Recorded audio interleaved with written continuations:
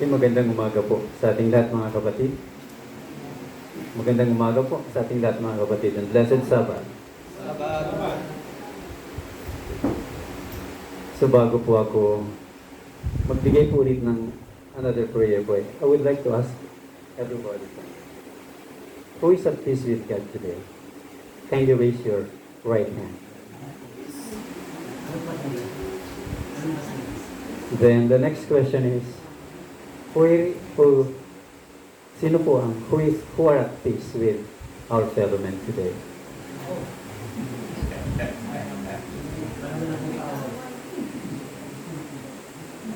Okay. Kaya po, mga minamahal,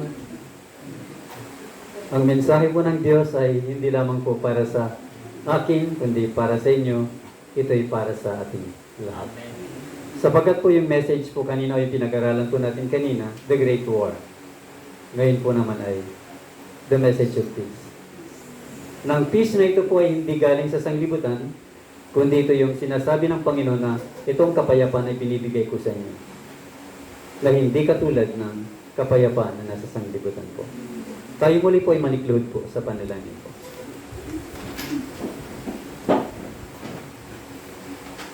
Mapagpalat mahabaging Diyos na nasa langit po kayo. Sa oras pong ito, Ama, kung paano ang kaaway ay nagtatanim ng digmaan, ang aming Panginoong Yesus ay nagdala rin po dito ng kapayapaan. Kaya salamat po Diyos at nakita na po namin po ng ating mga mata at mata ng pananampalataya what is war and what is peace. Na nais po ninyo na lalong ipaunawa sa amin po sa mga oras pong ito, Ama. Upang sa aming pong paghayo ay tunay po na walang digmaan sa kalagitnaan po namin kundi kapayapaan. Na mahahayag ang iyong kalwalatian sa gitna po ng iyong bayan, Ama. Marapatin ang bawat isa, Ama. Buksan ang aming mga puso at isipan. Laligit ang iyong lingkod, Ama. Na po itago po ninyo sa likod ng aming Panginoong Jesucristo.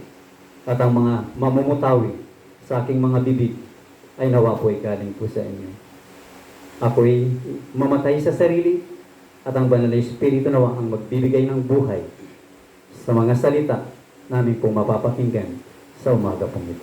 Maraming salamat o Diyos at nananampalataya po kami na tinanggap na namin po ang kasagutan ng aming kahilingan sapagkat hinihiling po namin ito sa pangalan po ng iyong bugtong na anak naming Panginoong Jesucristo. Amen. Kaya God's message for me, for you, and for us today. Sabi po ni Pablo po sa Hebrews 12:14, follow peace with all men, and holiness, without which no man shall see the Lord. Kaya ito po yung panawagan po ng Diyos po ngayon. Hindi lamang po sa atin, sa inyo, sa ating pong lahat po. Ito po yung hindi kayang bayaran po ng ating kalakasan, ng ating katalinuhan, ng ating pag-aari, at ng buo nating kaluluwa. Hindi natin kayang bayaran po. Sino lamang po ang makapagbibigay po nito? Ang ating Panginoong Jesucristo. Buhat sa Diyos. Therefore, ang panawagan ng Diyos po sa atin po, be peacemakers and be holy. Kaya sabi po, kung hindi tayo peacemakers and holy, shall we see the Lord? No. Therefore, is this a prerequisite in facing the Lord and the Father face to face? Yes, this is the prerequisite. Kaya sabi po sa atin po, sa Matthew 5:9, blessed are the peacemakers, for they shall be called the children of God. Kaya lahat pala po ng mga anak ng Diyos, hindi dapat pala po mang-aaway. Kaya ito po yung message, sabi ko po, for me, for you, and for us. To be peacemakers with all men. Yan po. In order for us to be called the children of God. So therefore, if we are not yet peacemakers, then we are not yet fully children of God. And verse 45 says, that ye may be the children of your Father, which is in heaven. For he maketh his sun to rise on the evil and on the good, and sendeth rain on the just and the unjust. So may pinipili po bang Diyos po? Is he a respecter of persons, but he is a respecter of character. Yan mga kapatid. For if you love them which love you, what reward have ye? Do not even the publicans the same? Ito po yung message talaga po para sa akin po. Why? Ang prinsipyo ko nung bata po ay, it's better to be alone than to have a bad companion. Yan ang aking prinsipyo po nung araw. Pero pangit pala ng mga kapatid. Kaya po ito yung sinasabi sa atin po, if you love them which you love you, ano magagantimpala po natin? Yan mga kapatid. And if ye salute your brethren only, what do ye more than others? Do not even the publicans so? Kaya po, kung bakit po ang Beatitudes or ang tinatawag na Sermon on the Mount, ang lundo nito ay verse 48 po. Be ye therefore perfect, even as your Father which is in heaven is perfect. Therefore, ang makakapasok lamang sa langit at makakakita sa Ama at ang ating Panginoong Yesu-Kristo ay ang mga sakdal po. Kaya ang topic natin is particularly the peacemakers. Yan mga kapatid. Bakit po peacemakers? Because sa kalagitnaan po natin, in all the ministries of the professed reform movement are at war. Kaya sabi po ni Peter po, 1 Peter 1:15, but as he which hath called you is holy, so be ye holy in all manner of conversation. Because it is written, be ye holy, for I am holy. So kung paano nananawagan ng kapayapaan, nananawagan ng kabanatan. Sapagkat ang source po nito is the Father through Jesus Christ po. Kaya kailangan po natin po ng makalangit na pag-ibig. Love divine. Kaya kung bakit po ito yung kulang na elemento or tawag nito recipe or ingredients sa recipe po. Kaya sabi po sa Mount of Blessing 6.1, as something strange and new. Alam niyo po sa mga nakukurnihan sa word ng love. Kaya parang strange. Yan po. And these words fall upon the ears of the wondering multitude.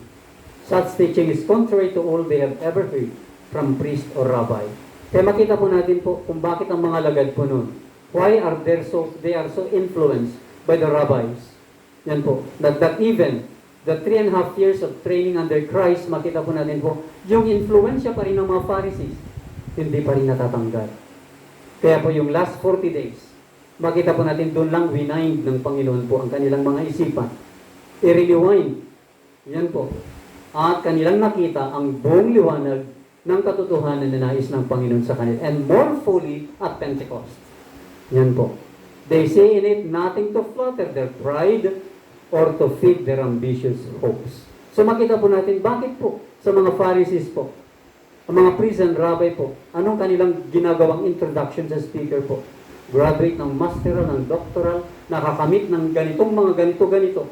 Yan mga kapatid. So, what are they fostering? Pride. They're flattering persons. Yan po. And they're feeding ambitious hopes. But there is about this new teacher. Sino yung new teacher na ito po? Sabi niya po, a power that holds them spellbound.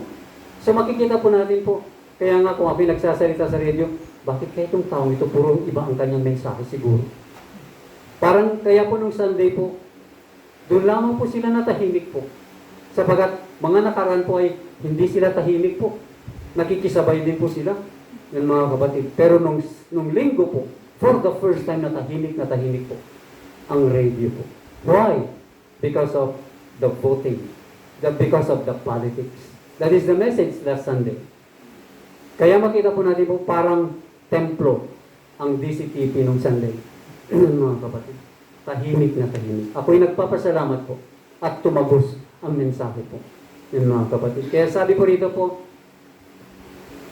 there is about this new teaching a power that holds them spellbound. Kaya mga mensahe po ba natin po nakakagawa ng ganito po? Ng pagbabago sa mga tao? O ng pagpapanatili sa kadiliman? Yun mga kapatid. Kaya the sweetness of divine love flows from His very presence as the fragrance from a flower. So ito po, bagamat lalaki tayo, para bagang ang bulaklak ay nakakainis, parang corny. Pero natututo po ako kasi kahit saan ako pupunta, mga kapatid ay, pag nakakita kahit ako damo po, pag nagandang akong bulaklak, nangunguha ko ng 3 piraso at aking tinatali at ibinibigay ko po sa aking minamahal. Ako'y natutuwa na po sa mga bulaklak. Noon po nakukurnihan ako. Eh nung kami po'y magkaibigan pa lamang po noon. Sabi ko, sabi ko po noon sige, magtanim ka ng bulaklak. Yan kakainin mo sa sandilo. Sabi ko sa kanya po noon, nung hindi pa kami mag-asawa.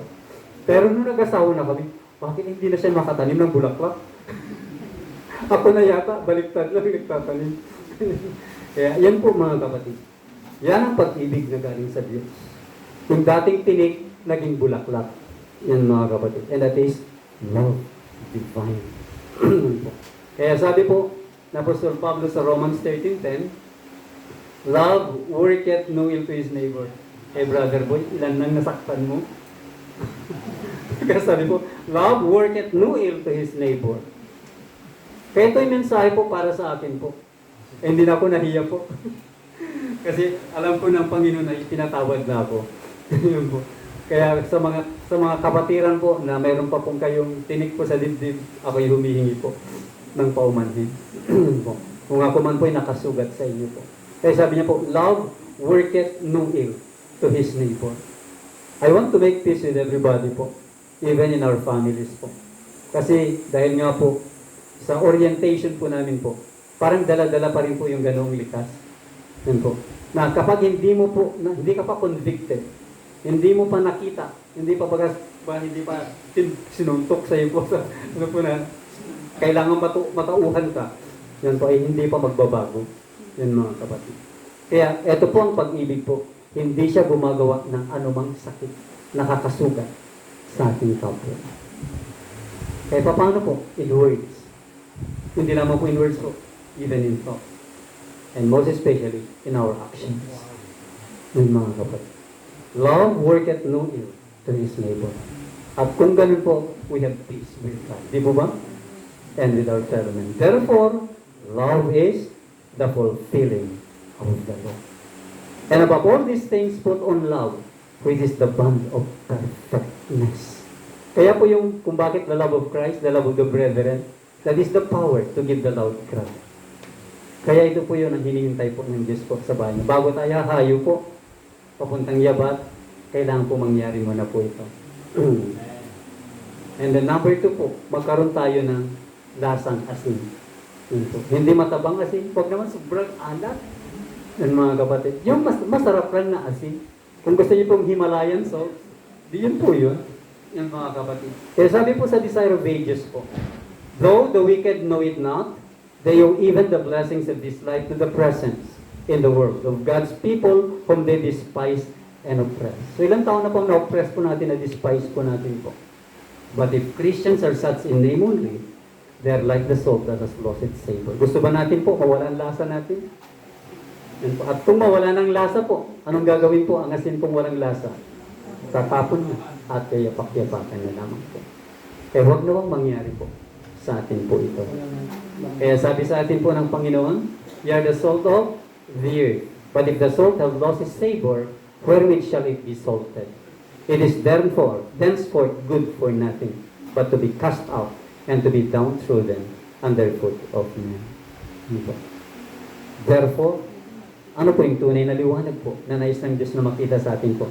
True character. It's not shaped from without and put on. It radiates from within. Kaya ito po mga minamahal, isipin po natin po na kahit tayo ay hiwa-hiwalay na katawan po, pero makita po natin po na ang daliri po natin na magkakadikit yan. Nakakonect po sa isa. Yan po. Bagamat hiwa-hiwalay tayo, nararamdaman po ng bawat isa. Yan po. Kaya sabi po, if we wish to direct others in the path of righteousness, the principles of righteousness must be enshrined in our own hearts. So sa ating sariling mga puso muna po, maiukit, kung paano yung mga carvers, yung mga magaling sa pagka-carve po, sa physical or literal, ito po yung spiritual po. na pagka-carve ng katwiran ng likas ng ating Panginoong Yesus sa ating mga puso po. And our profession of faith may proclaim the theory, kahit theoretical po, na religion, but it is our practical piety that holds forth the word of truth. Kaya kahit alam po natin ang lahat ng katotohanan po, pero pag hindi naman nakikita sa practical na buhay, ay wala rin pong kabuluhan. Kaya po, yung tunay na liwanag ay ito po sa baba po. The consistent life, the holy conversation, the unswerving integrity, the active, benevolent spirit, the godly example. These are the mediums through which light is conveyed to the world. So ito po mga minamahal. Isa natin makita yung tunay na ilaw o liwanag po. Ito po, ipakita lang pala po. Kaya kung bakit po yung liwanag po ay maging katulad ng tubig sa dagat na malalaman ng buong lupa. So yun po pala po. Ito yung makikita nila po sa atin po. Kaya sabi ng Panginoon po, I am the light of the world. Kaya, yung light na sinasabi niya po is the light of life. Kaya yung buhay po natin pala po yun ang ilaw. Kaya kahit anong profession natin na sinasabi po natin po, kung ang buhay natin ay taliwas sa sinasabi po natin, we are not yet the light of the world. Kaya kung paano si Kristo po light of the world, sabi niya po, ye are also the light of the world. Kaya tayo rin ay ilaw po ng sanglibutan. Tayo'y iniwanan ng Panginoon po na magdadala, magpapatuloy po. Lalo tigit sa madilim na pinakapusikit na kadiliman ng sanglibutan ngayon. Yan po. Kaya ito po yung hinihintay ng Panginoon po sa atin po. Ano po itong hinihintay niya po? Sabi sa Christ Object Lesson po, Christ is waiting with long desire for the manifestation of Himself in His church. Ang hinihintay po niya hindi labas. It is His church. Tayo po. Kaya nandiyan na po yung topic kanina po. Great War. Nakahanda na po ang pamuksa sa sanglibutan ito. Pero tayo po, ito po yung hinihintay ng Panginoon po na pamuksa sa kanila or pangtawag sa kanila. The character of Christ perfectly reproduced in us. It is the privilege of every Christian, sabi niya, not only to look for, but to hasten the coming of our Lord Jesus Christ. Kaya matagal na po itong binabasa na, binabanggit, ipinapangaral, mga kapatid, na pwede nating pabilisin. Kaya po, mga minamahal, ang pagpapabilis pala po is cut short. Maka-cut short po. In what? In righteousness. And that is the 1888 message. Kaya be ye therefore perfect, even as your Father which is in heaven is perfect. Therefore, living the principles of the doctrine of Christ, hindi na po yun ang pagdidibatehan, doktrina. Let us go on unto perfection. Not laying again the foundation of repentance from dead works and of faith toward God. Kaya makita po natin, hindi nyo napapansin po sa morning and evening devotionals po natin po. Tinutuwid na po tayo. Lahat ng malimating mga aral, pati yung mga puso natin, lagi niyang kinakausap. Mga minamahal. That means talaga nandito na tayo. The church is under, preparation and probation. Yan mga kapatid. Kaya ako'y natutuwa sa devotional po, mga kapatid. And itong hinihintay po, kapag naisulat na sa puso at isipan po natin ang kautusan ng Diyos. Kaya sabi, the great law of life. Life is the light, but the great law of life is the commandments of God. Till heaven and earth pass, said Jesus, one jot or one tittle shall in no wise pass from the law till all be fulfilled. Take note yung second paragraph po. By His own obedience to the law. Take note po, kaninong obedience daw po? Obedience in Christ. Christ testified to its immutable character and proved that through His grace, it could be perfectly obeyed by every son and daughter of Adam. So, makita po natin po, kaya huwag na nating paglabanin ang ating kalooban at doon sa kalooban ng Diyos po. Kaya ang kalooban ng Diyos, kailangan po maging kalooban po natin. At ang kalooban natin dapat ay maisuko, mamatay. Yan mga kapatid.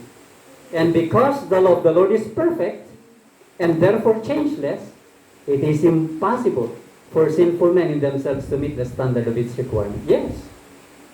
Perfect po ito. Tao ay sinful. Nahulog. Yan mga kapatid. Kung bakit po, sabi niya po, this was why Jesus came as our Redeemer. For God so loved the world, that He gave His only begotten Son. that whosoever believeth in him should not perish. And it was his mission, by making men partakers of the divine nature. They take not partakers. How could you partake that if you will not get it? Kahit ibibigay pa ng Panginoon po ito, kung ayaw nating tanggapin, impossible po. Kailangan tanggapin po natin to become partakers of that divine nature. Pag hindi natin nakilala na tayo sinful, paano natin tatanggapin yung divine? Kaya sabi po, to bring them into harmony with the principles of the law of heaven. Kaya makikita mo natin yung nature po natin po. Para yung nature ng Diyos ang ibibigay sa atin po. Then we will be in harmony. Yan po, mga kapatid. When we forsake our sins, not only the indwelling, but the actual committing of sin. Yan, mga kapatid. When we forsake our sins and receive Christ as our Savior, the law is exalted. Yan, mga kapatid. Kung indwelling sin lang pong linalabanan po natin. Pero ang commission, nandun naman po garapalan. So makita po natin, how will the law be exalted? How will Christ be exalted and the Father? Imposible po, mga minamahal. Yun po. Kaya, huwag nating paghiwalayin, kundi pagsamahin. So, sinful human nature and the divine nature, then it will become an overcomer. Kaya sabi po dito po, the Apostle Paul asked, do we then make void the law through faith? Take note of that. Ito yung controversy between Catholicism, Protestantism, and Adventism. Yan po, the law and faith. God forbid. Yeah, we established the law. Huwag tayong babalik po sa justification only. But we must go on to sanctification and the glorification. Kaya po, ang covenant promise po, saan po niya isusulat po? Dati po sa bato. Kasing tigas ng puso ng tao na bato. Yan, mga kapatid. Ngayon, yan, mga kapatid, I will put my laws into their hearts. And in their minds will I write them. So makita po natin po yung covenant promise ng Diyos. Kaya kung bakit naging bagong tipan. Hindi nawala yung Old Testament po, kundi naging bago po sapagkat iba na yung sinulatan. Ang isinulat, yun din po ang isinulat niya. Nasa puso na lang po natin po ang sinulatan. Kaya sabi po, while the system of types which pointed to Christ as the Lamb of God that should take away the sin of the world was to pass away at His death, the principles of righteousness embodied in the Decalogue. Kaya po, anong espiritu meron ka? Yan po ang tatanungin po natin po. Hindi po yung anong nakasulat sa kautusan lang. It's not only for the letter, but for the spirit. So lagi-lagi po nang po letter, puro letter, puro letter. But what is asking now is, anong espiritu meron po tayo? No one command has been annulled, not a jot or tittle has been changed. And those principles that were made known to man in paradise as the great law of life will exist unchanged in paradise restored. So hindi mababago ang kautusan po, ang babaguhin lamang ay tayo. Yan po. Anong pagkatao tayo po? Anong uring pag-uusap o anumang kung pananampalataya po meron po tayo po? Ito yung babaguhin. And those principles, as I said, when Eden shall bloom on earth again, God's law of love will be obeyed by all beneath the sun. Kaya kung bakit po the whole earth will be lightened with His glory. And that glory is His character. And that character is found in the law. The law of the Lord is perfect, converting the soul. And Christ is the Prince of Peace. Take note po. Kaya hindi po ang Papa sa Roma po ang prinsipe ng kapayapaan. Sapagat ang gagamitin nilang kapayapaan to destroy. But ang Panginoon po, ginagamit niyang kapayapaan para tayo i-restore, not to destroy. And it is His mission to restore to earth and heaven the peace that sin has broken. Kaya nagwasak po ng kapayapaan? Kasalanan. Kaya paano may babalik ang kapayapaan? Alisin ang kasalanan. Yan po. Kaya sabi ni Pablo sa Romans 5:1, being justified by faith, we have peace with God through our Lord Jesus. Kaya marami pong hindi nakaunawa po. Sabi po ng 1888 message po. Marami pong hindi nakakaunawa ang justification by faith po. Pero simple lamang po ang pagkaunawa po. Kapag pumunta po kayo sa kaibigan po nating mga born again, yes, they know justification by faith. That is the correct justification by faith. But it will be forfeited if there will be no continuation of obedience. Kaya justification will be continued when obedience is seen in the life. But it will be forfeited, sabi po, ng step to Christ and sanctified life kapag ang obedience ay ito po ay nawala. Yan mga kapatid. Ma-forfeit ang justification, therefore, you cannot proceed to just sanctification. Yan mga kapatid. Kaya sabi po, whoever consents to renounce sin and open his heart to the love of Christ becomes a partaker of this heavenly seed. Kaya ito po mga kapatid, simple, di po ba? Ang formula para tayo magkaroon ng heavenly peace po. Whosoever consent to renounce sin. So kung paano ang sin ang siyang nag-break ng peace po natin, yan mga kapatid, ang obedience, yan po.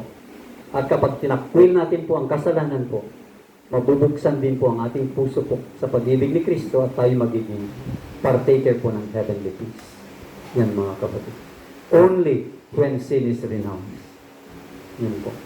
Sapagat ang kasalanan ang magbibigay ng trouble at hindi kapayapaan ito. And there is no other ground of peace than this. Kaya kapag nananatili ang darling sin or kahit na indwelling sin po, mga kapatid, there will be no peace in us. Kapag sinabing sin po, even in the thought, and even in the heart, and including in the action. Yan mga kapatid. Buo yan. Hindi pwedeng ihiwalay ang isa. Yan po. Totally po. Because sin has a penalty, and that is death. Yan mga kapatid. And has a power. And that is the power of sanctification. Kailangan matanggap natin ang Espiritu ni Kristo para maalis ang indwelling sin po natin. Then, glorification. Yan mga kapatid, ma-reveal na ang karakter ni Christ sa atin po. And that is the 3 stages po. In order for us to have peace with God through our Lord Jesus Christ. And the grace of Christ received into the heart subdues enmity. So makita po natin po, therefore pag nagkaroon po tayo ng disagreement, debate, BI, tapos meron pa rin tayo, ganyanan pa rin. Sabi po rito po, the grace of Christ received into the heart subdues enmity. Kaya naalis po sana po ang enmity kapag ang biyaya ni Kristo nasa sa atin. Kahit na mayroon tayong mga disagreement. And it allays strife and fills the soul with love. So makita po natin po yung simpleng grace or biyaya po. Simple po. Pero matindi ang magagawa po niya po. Aalisin ang galit, pag, strife, and ibibigay sa atin po ang pag-ibig po. Yung mga kapatid. And who is at peace with God and his fellow men cannot be made miserable. Amen? Yes po. Kaya magkano pagkapayapaan po galing sa Diyos po? Magkano po? Ang buhay ni Kristo. Mga kapatid. Ang buhay ni Kristo ang siyang halaga. That is the cost of peace. Yan mga kapatid. Magkano po sa finance po, sa pera po? That is free. Yan mga kapatid. Samantalang sa mga bankers, magkano po yun? Hindi kayang bayaran po ng salapi ng mga kapatid. Kaya sino mang pinakamayaman, si Bill Gates man, hindi kayang abutin po ng pera niya na pambayad po yun. Yun mga kapatid. Kaya sabi po, envy will not be in his heart. Evil surmisings will find no room there. Hatred cannot exist. Tanong po, may envy pa rin po ba sa ating kalagitnaan? May evil surmisings pa rin po ba? May hatred pa po ba? Sana po ay nakatagos po ito sa bawat isa sa atin po. The heart that is in harmony with God is a partaker of the peace of heaven and will diffuse its blessed influence all around. Ang ganda siguro na po. Kaya maging liwanag po ang kagutungan, maging liwanag ang labos, at saan pa man po masusumpungan ng bawat kapatiran po. And the spirit of peace will rest like dew upon hearts weary and troubled with worldly strife. Worldly strife. Pero ang sikreto, the spirit of peace. Ano mga kapatid? And Christ followers, what Christ followers po, taas kapag kamay. Walang magtataas. Profess. Nakilala na kasi. Striving. Nakilala na kasi kami. Are sent to the world with the message of peace. Huwag lang po katulad ng Daniel 8:25 po ha. Alam niyo na po yung Daniel 8:25. Whoever by the quiet and conscious influence of a holy life shall reveal the love of Christ. Whoever by word or deed shall lead another to renounce sin and yield his heart to God is a peacemaker. Sino daw pong peacemaker po? Those who will renounce sin and yield his heart to God. Ang simple lang ganun po. Ang isang bagay lamang dapat maalis sa atin ay kasalanan. Plus, surrender our heart to God. Ang hirap-hirap gawin po, pero ang simple dalawa lang. Sa realidad, napakahirap po. Why? Bakit napakahirap po? Letter I. Letter I. Yan po. Kaya everyone that loveth is born of God. If any man have not the Spirit of Christ, he is not of God.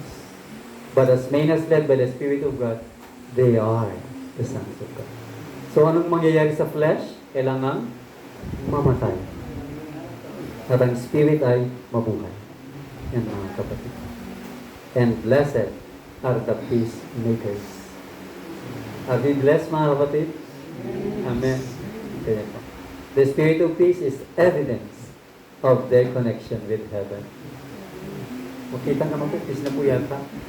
Masaya. Masaya na po. Nag-usap. The sweet savor of Christ surrounds them. Yan po. Hindi na mapapait na, matatamis na po. And the fragrance of the life, the loveliness of the character, reveal to the world the fact that they are children of God. Amen? And men take knowledge of us. Hindi na sila of us. That they have us. Ano po? Sino daw po? With Jesus. That we are with Jesus. Sana po, manatili po ito hindi lamang sa oras na ito po. Kundi baon-baon po natin po. Kahit saan po tayo makakarating po. Up to the second coming sana po ng Panginoon. God bless us po. And happy Sabbath po sa bawat isa. Amen.